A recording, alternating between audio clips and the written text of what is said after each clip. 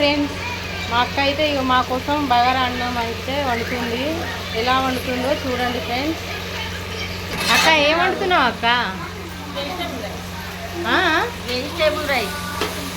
Vegetable rice. First అయితే curry వండేసింది. Mutton curry,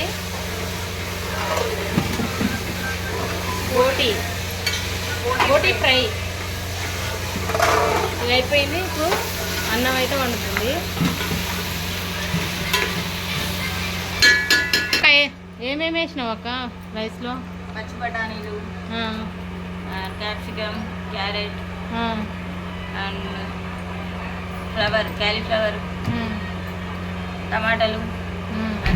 టమాటాలు ఇప్పుడే కట్ చేస్తుంది. ఉడుకుతుంది.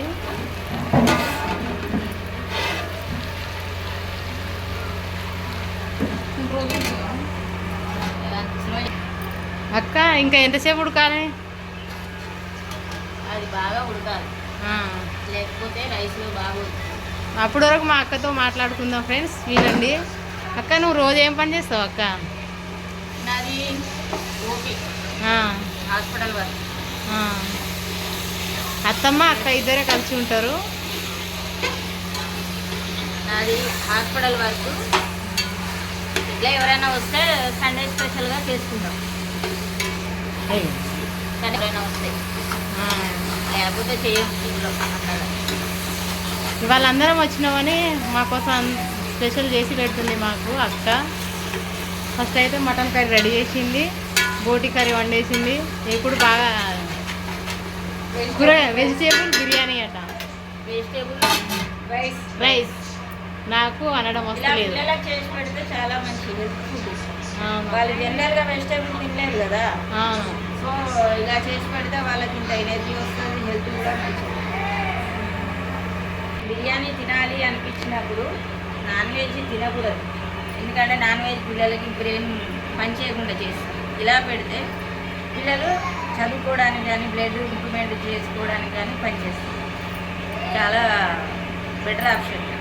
ఈజీ, అన్ని కోసి ఒకసారి ఓపెన్ చేస్తే అయిపోతుంది. వాళ్ళు తినేస్తారు. బిర్యానీలో వేసే ఇవే దాంట్లో వేసేసినామనుకో వాళ్ళకి బిర్యానీ ఫ్లేవర్ వస్తుంది, తినేస్తారు, ఇష్టంగా తింటారు. ఇంత చికెన్ సూప్ వేసేస్తే ఇంకా బాగుంటుంది. లేదంటే ఆలు కుర్మా చేసినా బాగానే ఉంటుంది. ఏం చేయకపోయినా ఉట్టిగానే తింటారు పిల్లలు. విన్నారా ఫ్రెండ్స్? మీరు కూడా ఇలా చేసి పెట్టండి, మీ పిల్లలకు ఇష్టంగా తింటారు. ఓకేనా?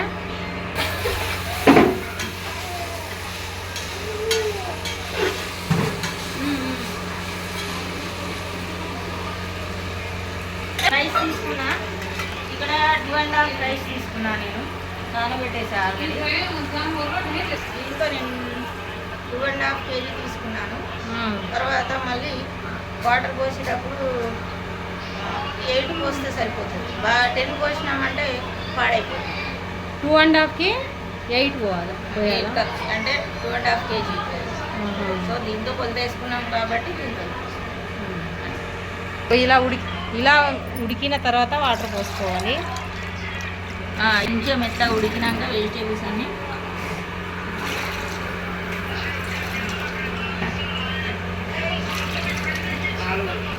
అక్క మసాలా ఏమేమి వేసినావు? బండపువ్వు, స్టారు, ఇలాచి, ఏలకులు అన్నీ బిర్యానీలో ఏమి వేస్తామో అన్నీ వేసేసాను. ఓకే. బిర్యానీ ఫ్లేవర్ రావాలి అంటే అది మాత్రం వేయాలి. ఆకులు స్టార్ట్. చూడండి, మంచిగా ఉడకడానికి వస్తుంది కదా. ఇట్లా ఉడికినాక పర్వాలేదు. ఇట్లా ఉడికినా మనం రైస్ వేసుకోవచ్చు. రైస్తో పాటు చక్కగా ఉడుకుతుంది. ఇప్పుడు నేను రైస్ వేస్తున్నా, చూడండి ఎంత బాగా వచ్చేసింది.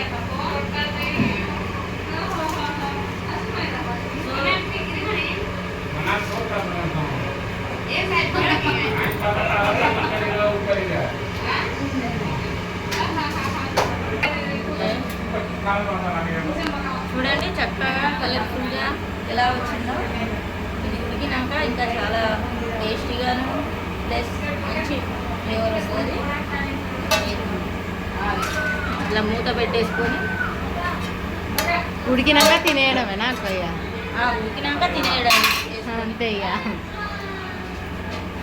మా అక్క అయితే కష్టపడి వంట మొత్తం కంప్లీట్ చేసింది. ఇక అన్నం ఉడకగానే తినేయడమే, ఏం లేదు. పాపం బాగా కష్టపడ్డది అన్నమాట. చూడండి. ఓకేనాక బాయ్ చెప్పక్క.